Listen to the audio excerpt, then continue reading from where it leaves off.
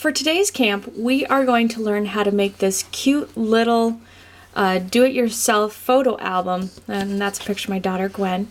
And it's very simple to do. All you need is a couple pieces of paper and some glue and some clips.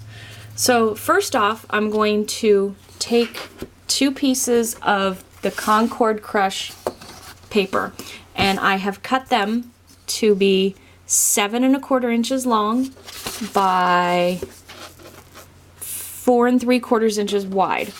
And on one of the sheets, I scored it at 1 inch. So just score it along the top. And this one will be your top sheet. Now, I glue a piece of the current In Color Designer Series paper, and also in Concord Crush, onto that top sheet. And I center it. And the nice thing about the current Designer Series paper from Stampin' Up! Is that it is double-sided, so if you don't like one design on one side, you can easily use the other.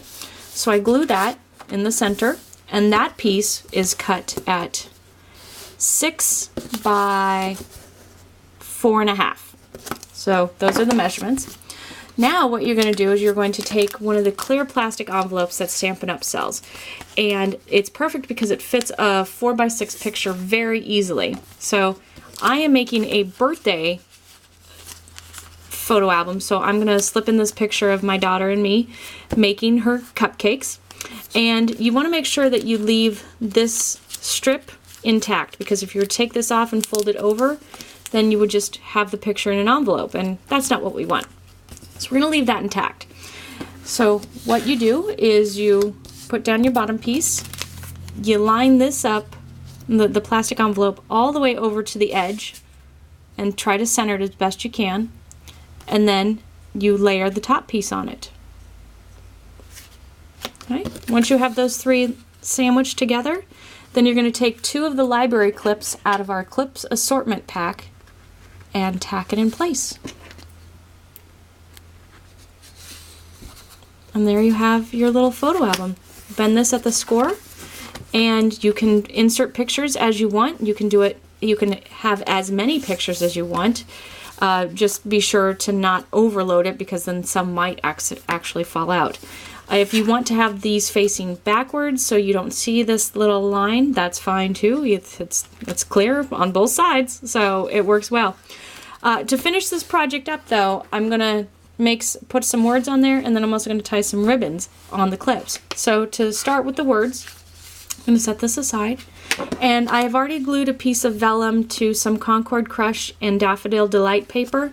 Now you'll notice on the back of my vellum, I didn't use a lot of glue, and I didn't put it too close to the edge because it will spread, and you don't want it to seep out the edges because that will show through your vellum.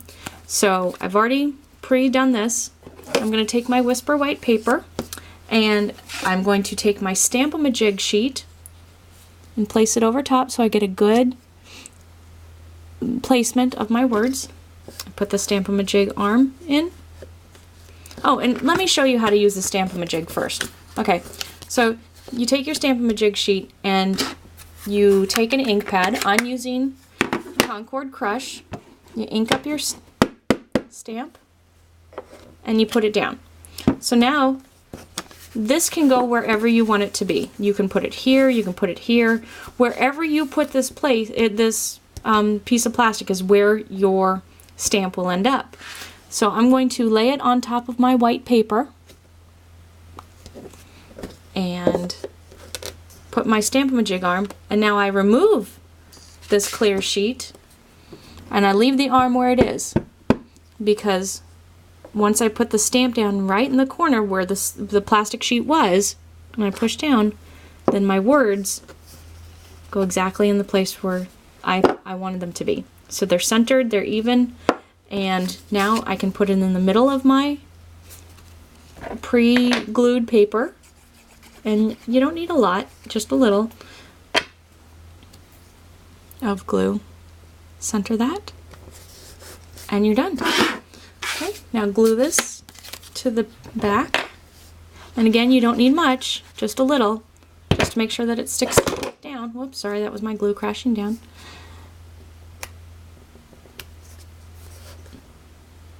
You could also use mini glue dots if you wanted. The nice thing I like about this particular adhesive is that if you kind of get it a little uneven, you can quickly pull it up and tack it down again. Okay, so all my gluing is done. Now I just need to thread some ribbon. And you'll see with the clips, there's not a lot of room there because they're little mini clips. So what I do is I just thread it underneath. So I open up the clip a little bit, bunch it up, and I'm not going to tie them in a bow. I'm just going to tie them in a loose knot. So I tie it once, make sure it's up as high as it can go without losing its form, and then I tie it again. Okay. And then one more time over here.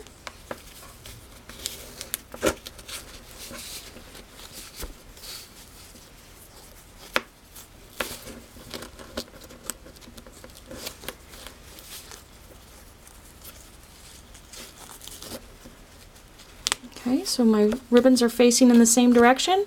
Now I'm just going to trim them up. And I find that if you keep the scissors at the same angle for each cut, then your ribbon will have the same angle for each cut that you make on it too. Okay, there's your project. Good luck and enjoy!